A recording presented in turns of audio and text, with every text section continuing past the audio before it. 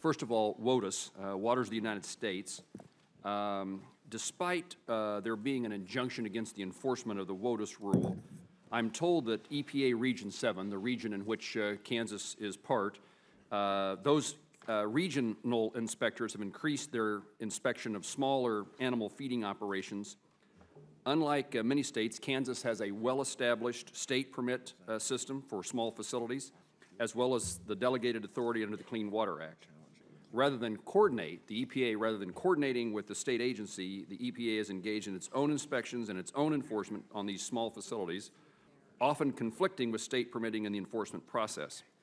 In these actions, the EPA has claimed jurisdiction over features like grass waterways, culverts under county roads, unconnected to the feeding operation, and not situated in or near any body of water.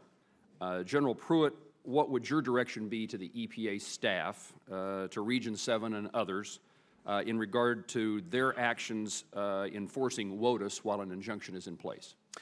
Well, Senator, as you indicated, and I do want to acknowledge the same concerns have been expressed by those individuals in Oklahoma and different groups with respect to the WOTUS definition that has been offered by the EPA that is subject to a 31-state challenge that was consolidated there before the Sixth Circuit. And as you indicated, there has been a stay of enforcement against that particular rule. The Supreme Court actually last Friday took up a matter of jurisdiction on that case, so that adds some complexity to this. But I think the role of the EPA prospectively is to seek to provide clarity on what the true definition, what the best definition is with respect to waters of the United States. As you know, there's much flexibility and discretion there given to the EPA in a series of cases that lead up to the Rapanos decision that haven't provided a tremendous amount of clarity. The best thing the EPA can do going forward is to reestablish that clarity so that states and individuals know what's expected of them in compliance.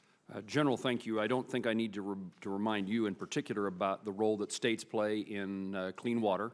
But I would take a moment to highlight something that is often, I think, forgotten in the regulatory world of water quality, is the Department of Agriculture, the Natural Resource Conservation Service, in which landowners are assisted through the Department of Agriculture in improving water quality and water quantity in a very partnership-oriented local effort that is significantly different than the tremendous reach from the EPA in Washington, D.C. as compared to the local efforts by landowners themselves to work with USDA to solve problems.